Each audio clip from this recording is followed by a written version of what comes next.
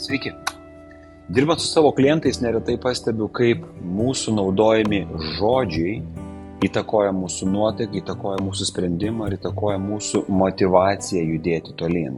Šiame video ir noriu apžvelgti du žodžius, kurie naudojami kalbant apie pokyčio svarbą ir apie motivaciją siekti pokyčio, bet realiai turi du skirtingus absoliučiai rezultatus. Tai pirmas žodis, kurį dažnai naudojame kalbėdami apie būtiną pokytį, yra žodis reikia.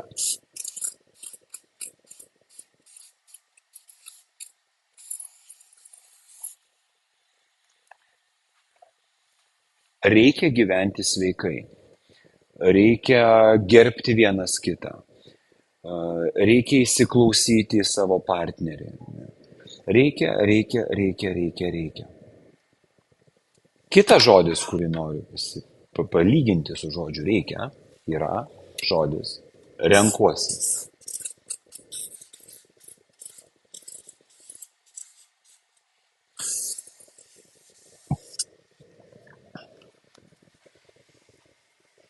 Kuris žodis jums atrodo stipresnis siekiant pokyčio? Ar man reikia pasikeisti, ar aš renkuosi pasikeisti? Žinoma, kad renkuosi. Ir aš noriu skirti 5 priežastis, kodėl renkuosi yra stipriau negu reikia ir kodėl savo kalboje tokio žodžio kaip reikia apskritai turėtumėm vengti ir save labai gaudyti, ar netyčia to nenaudoju. Vėlgi, išsirašiau 5 priežastis, trauksiu jas po vieną ir aptarsim.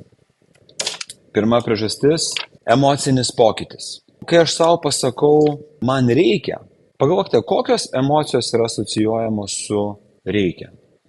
Toks jausmas, kad reikia kažkam kitam, toks jausmas, kad reikia išoriai. Ir viduj gali atsirasti pasipriešinimas.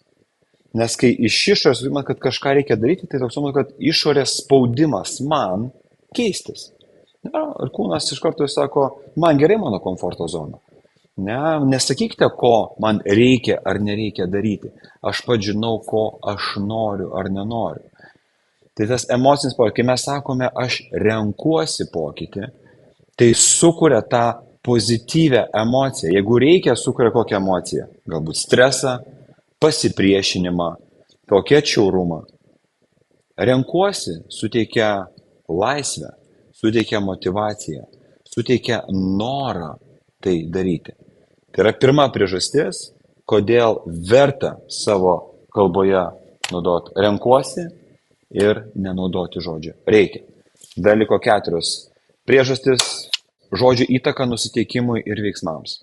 Yra gražus lietuviškas pasakymas, kaip pasiklosi, taip ir išsimiegosi. Buvo tyrimas, netgi vienas darytas, tikiu, kad ir ne vienas, kurį aš skaičiau. Man atrodo, Floridos universiteto studentai buvo suskirstyti į 2 grupės ir viena grupė žiūrėjo Floridos senelių namų gyvenimą, tiesiog kaip jie sportuoja, ką jie veikia, kasdienė jų veikla. Kita grupė tuo metu žiūrėjo, kaip olimpiniai atletai ruošiasi olimpiniam varžybom. Tai yra jų motyvacija, buvo interviu su jais. Ir paskui tyrėjai stebėjo šias grupės, kai jos išėjo iš savo tų kabinetų ir ėjo į lauką. Viena grupė buvo apie senelius, kita grupė stebėjo informaciją apie sportininkų pasiruošimą olimpiniam varžybom. Kaip manote, ar jų eisena, ar jų nusiteikimas ir jų pastebimas buvo vienoda? Aišku, kad ne.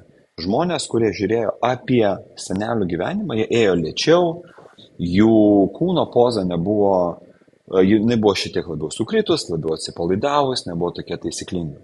Žmonės, kurie žiūrėjo apie sportininkus, ėjo žvalesni, jų žingsnis buvo greitesnis, jų kūno pozicija buvo tvarkingesnė, buvo labiau pasitempę. Vien dėl to, kad jie save inkaravo informaciją apie sportą, informaciją apie tikslo siekimą, informaciją apie efektyvumą. Lygiai taip ir mes, žodžius, kuriuos mes naudojame, jie labai įtakoja mūsų mintis įtakoja mūsų emocijas ir tai įtakoja mūsų veiksmus. Tai jeigu mes savo sakysim reikia, O reikia, jeigu mes, kaip jau prieš tai sakėme, ne, kad sukelia pasipriešinimą, tai ir nenorėsime mes to daryti. Ir mūsų veiksmai bus tokie lik meduje. Jeigu aš savo naudosiu žodį renkuosi, suteiksiu savo progą būti motyvuotai ir veikti motyvuotai. Suteiksiu šansą, didesnį šansą sėkmiai, jeigu naudosiu žodžius, kurie mane motyvuoja.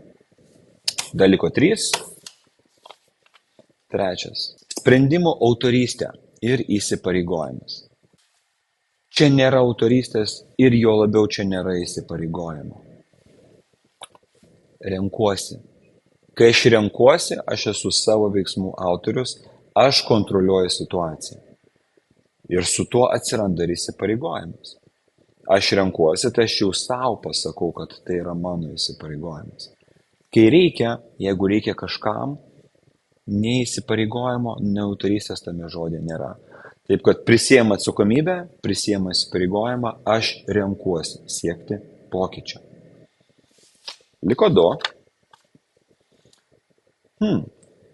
Pakeičiant šitą žodį, mes turime galimybę pakeisti filtrą iš prievolės į galimybę. Tarkime situaciją, kai mes reikia daug darbų, kurie reikalauja netilpom į savo kasdienės valandas. Ne? Galima pasakyti, man čia reikia padirbėti po darbo valandų. Kokia emocija su tuo asocijuojasi? Žinoma, sunki, tokia kaip prievolės, lyg tokia našta kažkas krauna. Ne? Reikia dirbti po darbo valandų. Arba galim pasakyti, šiandien aš renkuosi padirbėti po darbo valandų, nes noriu, kad komanda rytoj turėtų visą reikiamą informaciją savo dienai. Arba visus įrankius, priklausomai nuo mūsų užduoties. Vėlgi, vidinis jausmas, filtrą, prievolės filtrą pakeičiau į galimybių filtrą. Galbūt aš renkuosi padirbėti šiandien, nes dar noriu užbaigti šitą darbą ir užbaigti savo galimybę tobulėjimo, galimybę savo rodyti, kad galiu užbaigti darbus, savo savivertės galų augimą ir taip toliau. Tai labai verta net ir šitoje pusėje pakeičiu filtrą iš prievolės į pasirinkimo ir tokio įgalinimo savęs. Ir paskutinis filtras. Tai yra suderinamumas su mano tikslais ir mano vertybėmis. Kai mes sakom reikia, toks jausmas, kad tai yra kažkieno kito tikslas, kažkieno tik kito vertybės, kurios suponuoja, kad man reikia keistis, kad man reikia šito tikslo siekti.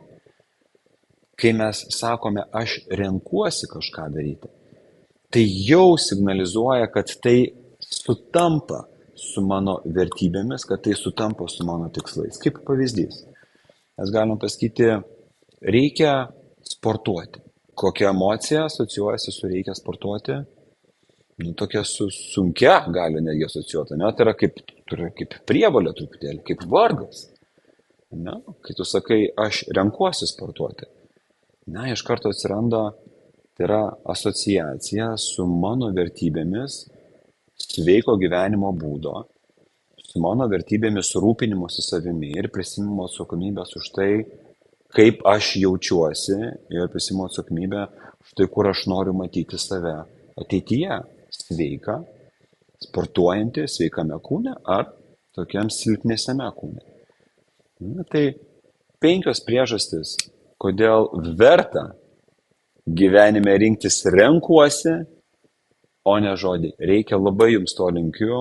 Klausykite savęs, gaudykite save ir girdėkite aplinkinius, kai jie naudoja žodį reikia. Ir pažiūrėkite, ar iš tiesų tai įpareigoja juos ir priverčia priimti atsakomybę už tą poreikį, greičiausiai nelabai. Linkiu jums sėkmės siekiant savo tikslų, linkiu jums sėkmės siekiant savo pokyčių. Esu Simonas, visada esu jūsų pusėje, linkiu jums būti su šviesa, šviesoje ir patiems būti šviesa. Sudie.